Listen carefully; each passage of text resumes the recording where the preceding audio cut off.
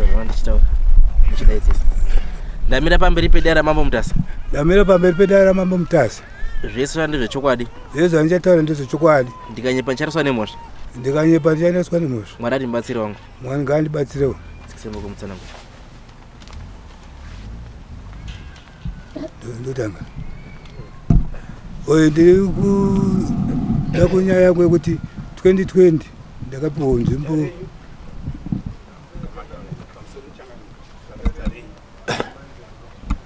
pamusoro yeChangamire. Ndinewo nhawirwa yangu. Saka zita rangu ndibhigi Madzima.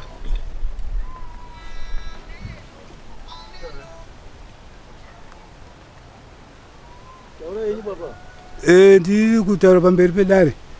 Ndichitaura kuti kubva 2020 ndinewo nzvimbo yandakapiwawo naRutendo Nyamugumura mubhuku Mamaonya.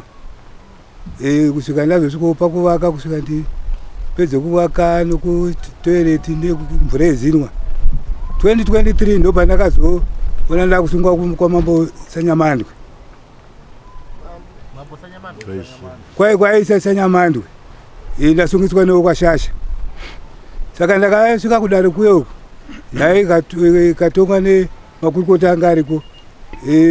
Nyaya ikatongwa ichinzi sabhuku Maonya tsvagira vanhu vako kwaShasha pekugara. Nyaya ndobva yapera yakadaro. Saka tagara mumashure ndakazoona kuti ndodaidzwa futi kudare kwaise Sanyamandwe. Takunzi bhadharai mari yokuti tisvike panzvimbo pacho. Taenda panzvimbo pacho. Dare rakati ayo vekwaShasha kombanzetai vanhu ava zvavakaita panzvimbo vakagara.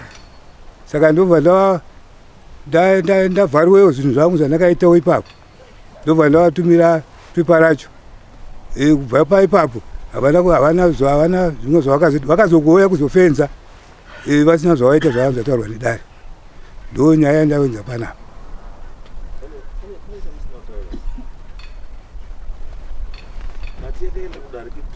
Kwekutanga hongu. Sabhuku Maonya tsvagira wanaShasha kunogara. Hongu. Handizo. Hongu. Meaning kuti nyaya yenyu makahwina. Hongu. Ndobva yadzoka futi kechipiri. Hongu. Handiti? Same dare. Mudare rimwe chetero. Ndobva kwanzi imi michibvai asi wanaShasha ukombanzetei. Ndizvo? Aiwa takasimudza dare kusvika panzvimbo. Muhamadi. Ndozvanzi nedare vanaShasha handizokuzvaka papose. Kombanzetai vanhu ava. Ndo pandiri kuda. Kana pabuda nyaya yekunzi kombanzetai vanhu ava. It means kuti padare rechipiri makairuza. Saka mairuza kochinzi chikombanzetwai. Kana mazi mukombanzeti kutaura kuti ibvai chibvaizve. Nekuti nzvimbo yanga isiri yenyu ndizvo zvazviri kutaura. Ende mataura chimwe chamataura futa. Mati makapiwa nzvimbo ina Rutendo. Rutendo achakakupai nzvimbo ari kupi?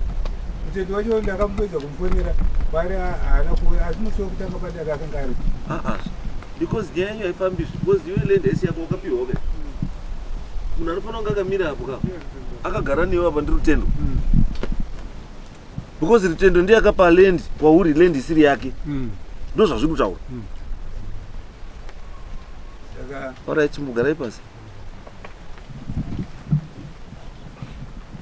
Pamusoro yeChangamire. Inini ndonzi Edmore Shasha. Ndiri webhuku rekwamaonya. Ndakadaidzwa naSabhuku Maonya ndiri kuHarare. Shasha uya kuno pane zvandiri kuona zvakanaka zviri panzvimbo yenyu. Pane munhu ari kuita sei ari kuvaka. Asi kuziva kuti akabva nekupi. Abva ndauya. Takasvika vari kutochera vada kugadzira zvidhina. Akaudzwa kunzi usavake nzvimbo iyi ine varidzi vayo. Iye akaendera mberi achivaka. Saka takazopedzera tasvika kwaChief Nyamandwe, kwaNyamandwe, kwaChini Nyamandwe. KwaNyamandwe kwakaita mapostponements akati kusvikira ichazoti handei kunzvimbo kwacho tinoona kuti nzvimbo yacho yakamira sei tikasvika iye madzima anga atovaka pedzemba yake. Dare rashe rakazoti nzvimbo ndeyashasha. Mukaona shasha asvika panapa nzvimbo ndeyani? Ndeyashasha. Madzima ukaona shasha auya wotokumbira, hakuna kana umbobuda kana word kuti compensation.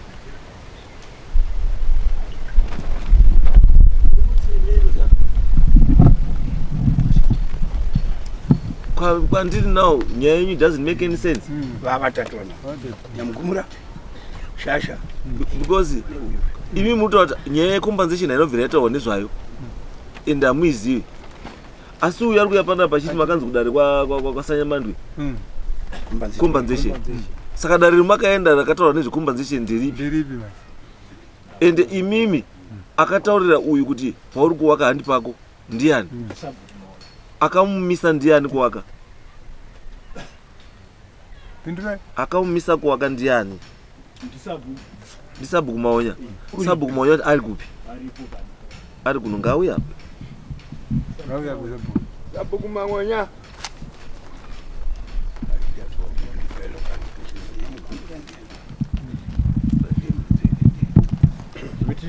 Tori nevidhio patakapedzisira chi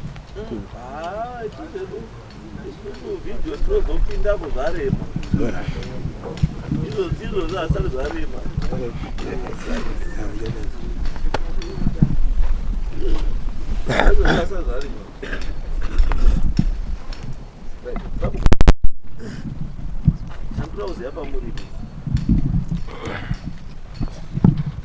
Ndimi here makataurira awa kuti lendi yenyu pane munhu hapo?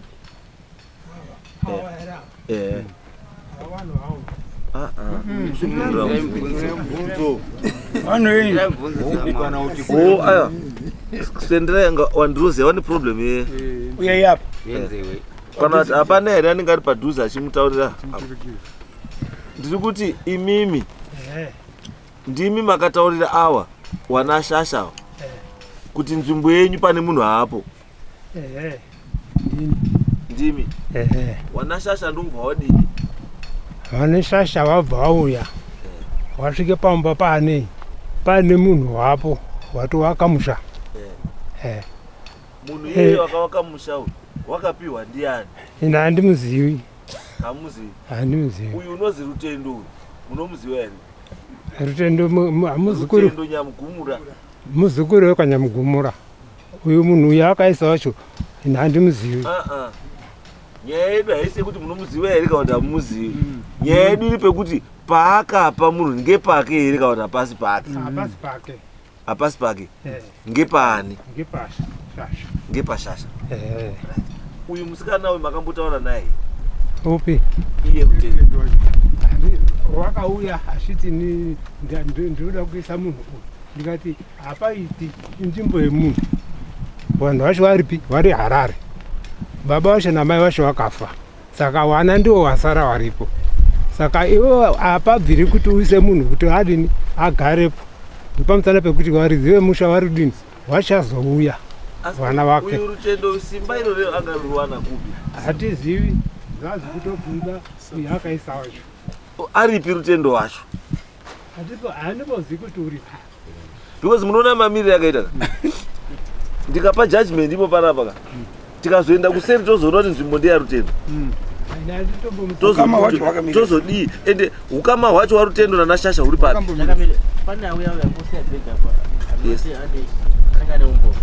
Alright, it's okay. Sabu garai pasi, garai pasi.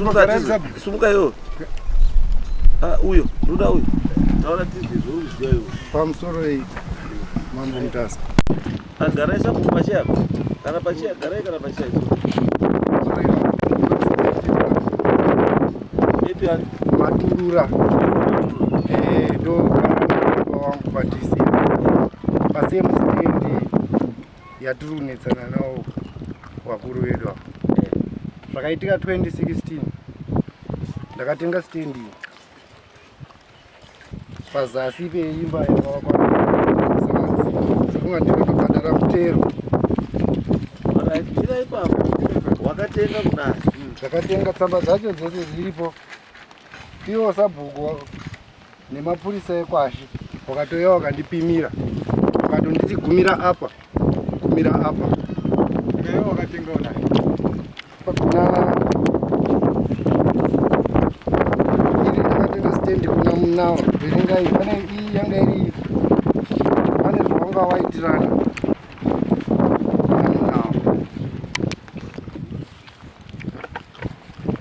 Baba wangu ndo wanobhadhara. Simba Nyamugumura ndiye.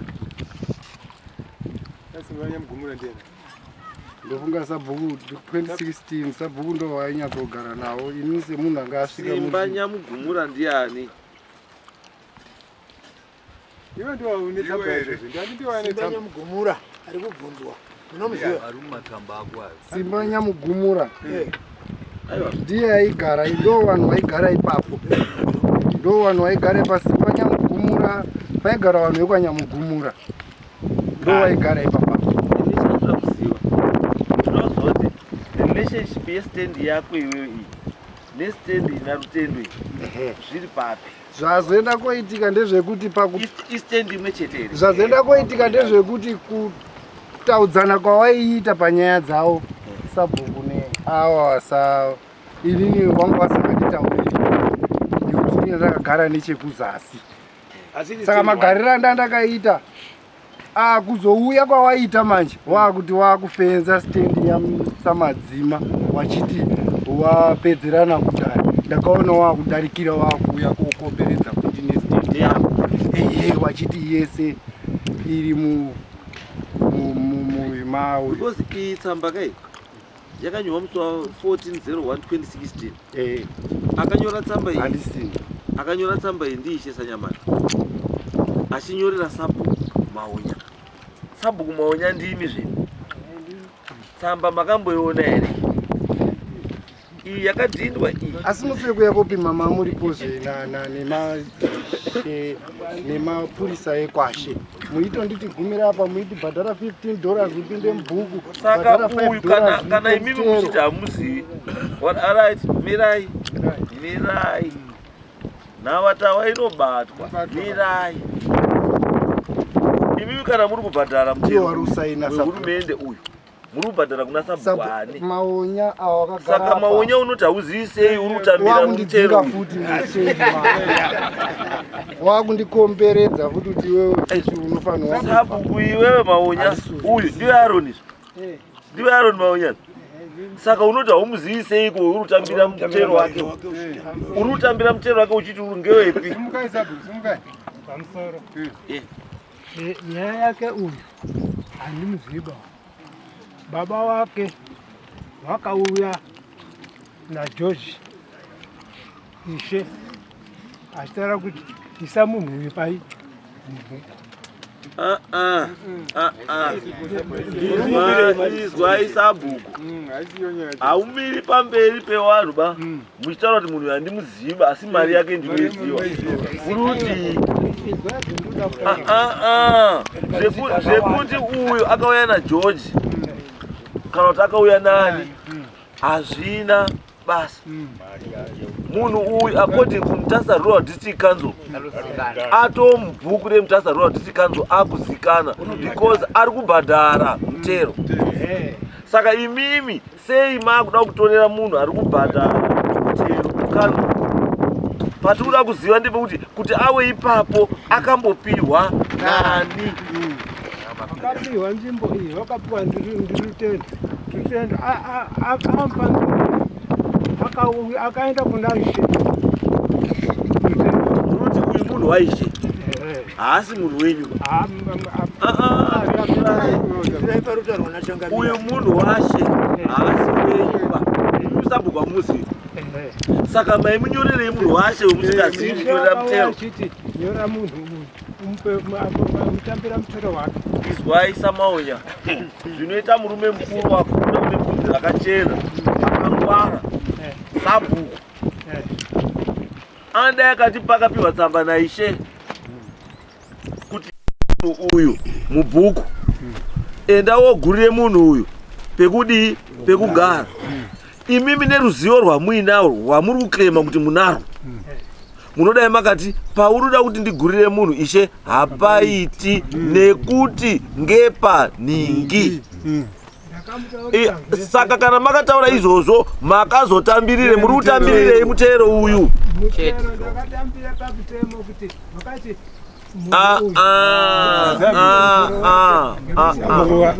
Mutemo izwai samaonya. Mutemo unoti munhu anobhadhara mutero kuna sabhuku webhuku raanogara. Kana sikagarimo anotambirwa mutero. Uyu munhu izvozvi the next thing handikati bhadhara mutero. The next thing arutopiwa permit yekutoti ngepani? Ngepani. Because council haidzoseri munhu chii? Andizvo. Mari sita munhu kubva 2016 murutambira mari yake 2016, 2016, 2018, 2023, 20 all these years. Murutambira mari yemunhu. Mota muzi. Nhasi uno mozoti handimuzivi. Ende samba dziripo uyu munhu azotsamba idzi kuna sabhuku maonya musi wa14/01/2016 ndabvumidza togara munawa 50099861 kuti agare pastendi yatakamugurira pana Nyamugumura pamari yaakapa Simba Nyamugumura. Ishe naSimba Nyamugumura wanewo mhosva yavo yekutengesa state land. State land haitengeswi. And the proof is here. Kuti Simba naIshe Jojo wakatengesa chii? State land. Iyi ndichadhirawo nayo ndegai yekutengesa chii? Asi iyo handiyo nyaya iripo nhasi ba. Nyaya iripo nhasi ngeyekuti munhu uri kuti zvinhu zvangu ndakaita above board because sabhuku you were notified, mukanyorerwa tsamba kuti enda woise munhu uyu panzvimbo yakati.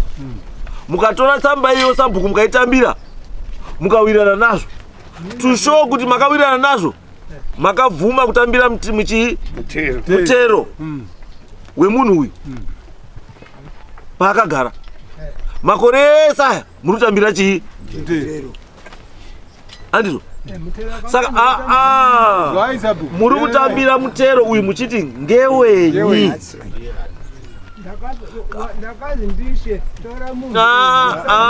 Makazindishe tora munhu umugarise patawirirana naSimba. Handizvo. Imi mamatora munhu iwe mamaenda komuisa pawirirana ndiIshe nani? naSimba. Meaning kuti chinhu chachisinei nemi. Chachiri pakati paSimba nemurume uyu munawa naIshe. Asi Ishe knowing kuti haana chii? Haana masimba ekupa munhu chii? Land. Ane simba rekupa munhu land ndiani? Sabhuku. Apa sabhuku ndiani? Ndimaonya. Ndokubva anyorera maonya chii? Tsamba yekuti hewe munhu wendiri kuunza uyo taita deal, tatomugurira. Andizvo. Because nyaya yetotaura nezvayo nditaura nezvapa haisiri vacant land by itori private property, itori land yechi yemunhu. Izvo itori stand yemunhu. Iwewe sabhuku hauna mariro miro bai kuti munhu kana ada kupa munhu land yake umurambidza. Because ngeani? Ngeyake.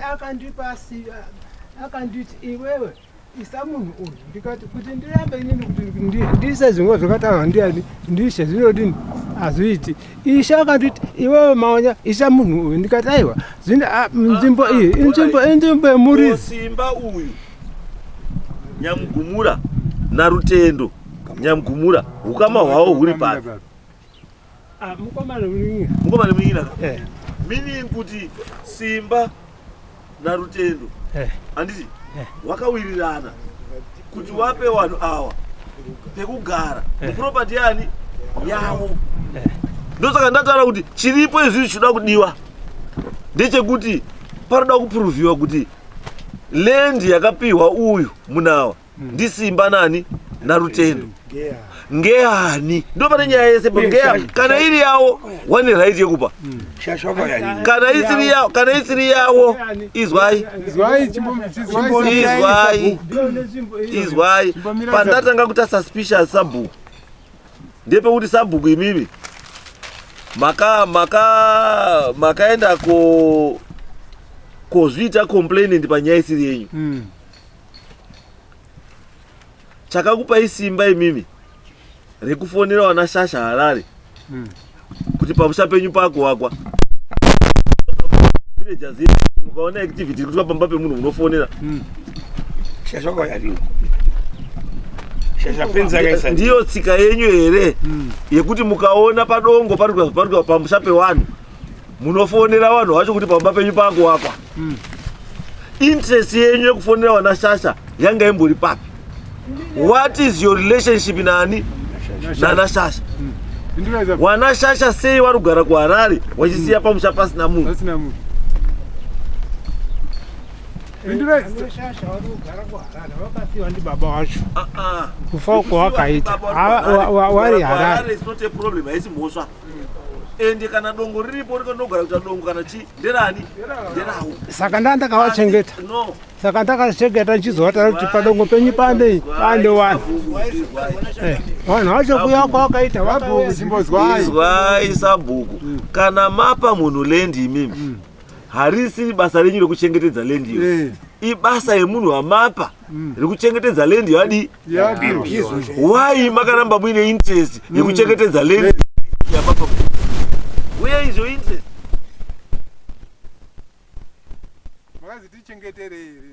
Makasiwa ni wana wati ritichengetere sabhuku. Saka zvikuzowe kuzojusa nefoni kufona nepakati peusiku interest yenyu yanga iri paki?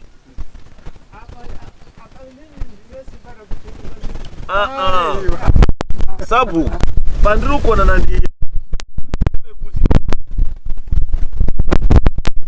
pakaita maifanira kurakidza interest yenyu kutanga kuita handipo mavakazoita interest yenyu yaifanira kutanga apa pamakatendwa tsamba nani naishe kuti ishe mirai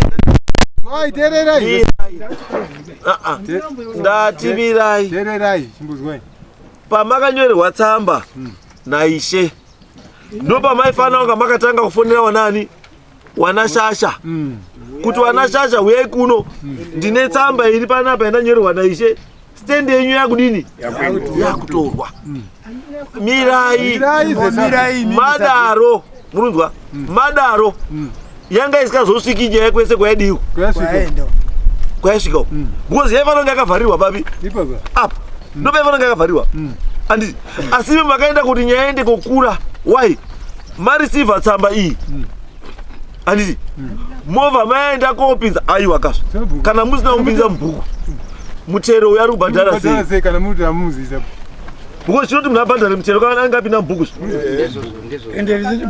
alright mubhuku arimo here munawa ndati mubhuku arimo here munawa handimuzivi saka nobhadhara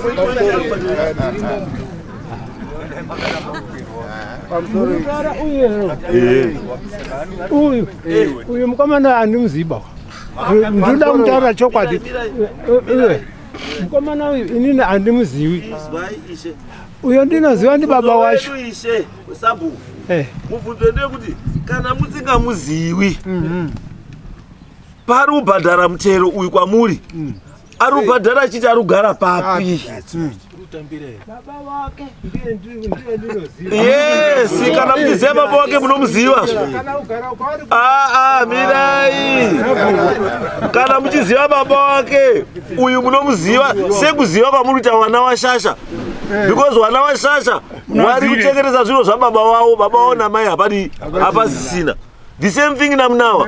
Munawa akuita inherit zvinhu zvani zvababa wake because baba wake hana mai wake wamunoziva hapadi futi hapasisina.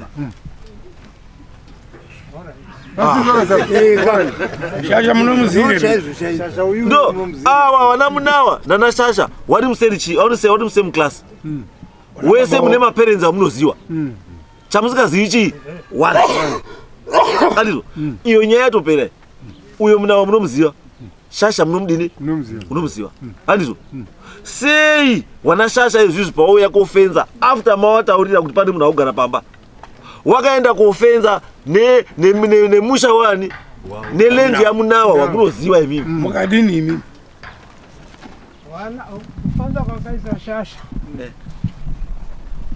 ava uyu mukomana uyu handiye wakauya mukoma wa shasha achitaura kuti inini ndauya wachigara nababa wake uyu wachiwirirana nababa wake akati waraiti dini fenza hako mazvizwa nababa wake uyu fenza hako tidini ndichazokugurirawo pako mamuripo futi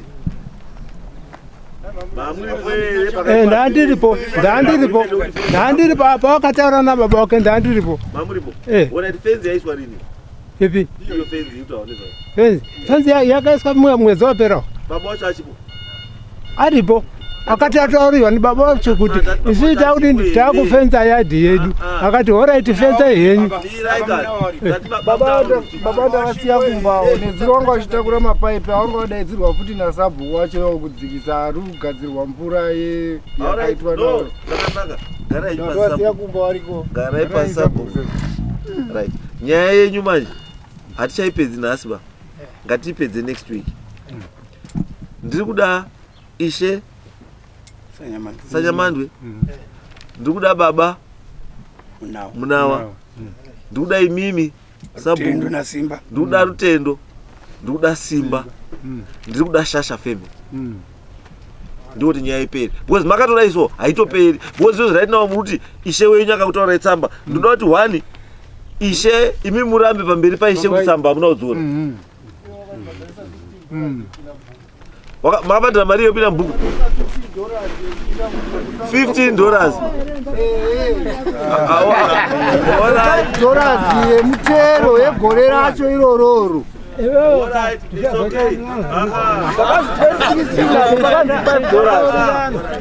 kuti wakambosvika kumba kwangu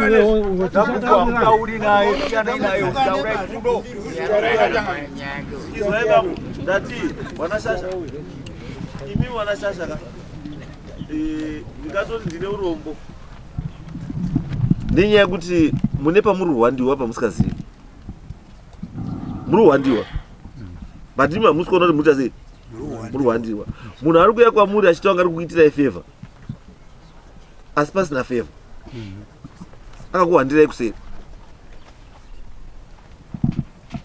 chinhu chaari kuuya kwokutaura imi anochiziva asi ari kuuya kwamuri anonyeponga asingachizivi because hakuna evidence inodarika ipapa inodarika ichi neichi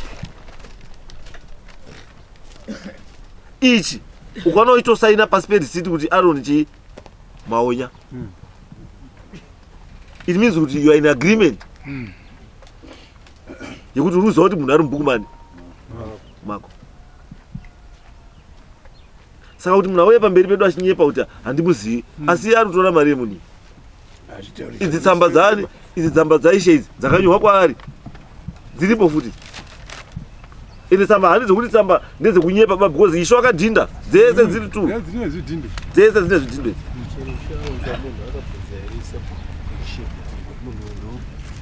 iye sabhuku ndiye anotaura ishe kuti hapana space ndozvandikutaura ka kuti nyaya iripo ndose panduti muri kuhwandiwa ndepekuti pakanyorwa tsamba yana ishe sabhuku aifanira kunge akataura kuti ishe pamutaura hapaiti kana kuti hapana nzvimbo kana kuti ngepe munhu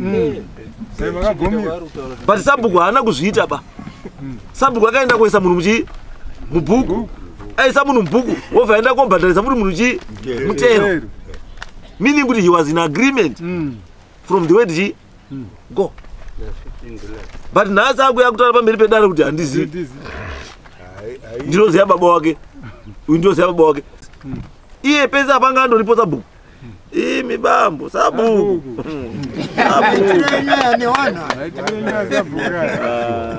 ngatisangane next court case saka ndoda ishe Sanyamandwe ndoda Simba ndoda Rutendo ndikuda Shasha family ndikuda muna wachi muna wa family nani anzani Madzima yes Madzima mapepa ndiko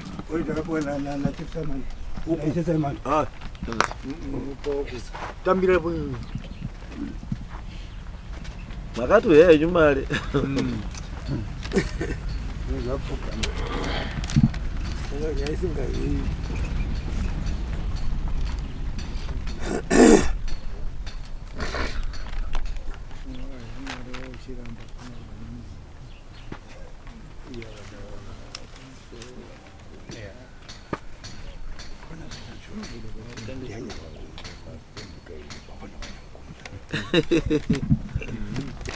Imimi Sabhuku mutone mwana ari muyayo futi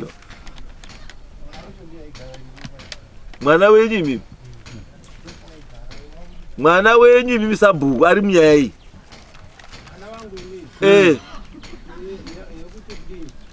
mwana wenyu agarepi munogara vese padhisi panzvimbo yekuti aone zvayo mwana wenyu anombogarira Alright, azvinei nekuti anyowa ndiani. Taura ndizwe shamani. Yes. Nyaya iri kuitika pa ini semazwiro andinoita nevanhu vari munharaunda kana uchinge waane nyaya unopota uchimbobvudza bvudzawo vamwe kuti zvakamira sei dii chii chiri kuitika. Pari kugara mwana wavo ndo pavari kufungidzira kuti ndo paitogara Shasha saka kwatitogara isusu kwakutori kunze ndo chokwadi chandakazonyika ndichidzwa inini kuti kana uritaura zvekwashasha kwese kwamuri kugara kwakusingagari vanhu bawaini wekwashasha waitogara iko kumusoro kwamuri kutaura iko kune mwana waSabhuku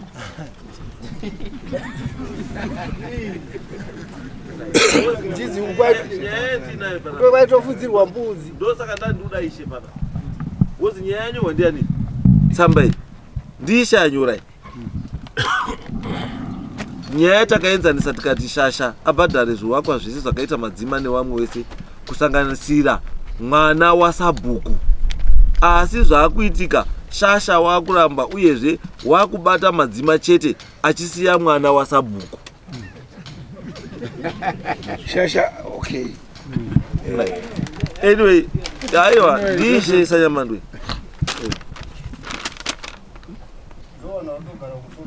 right saka ngatisangane munhu wese aripo next court tobva tapedza nyaya yacho oitsamba right hande tosanga next case asi vanhu vevanoda wese make sure vanhu vese mawasamona wauye pana kuti tipedze nyaya yacho. Right, thank you. Next case.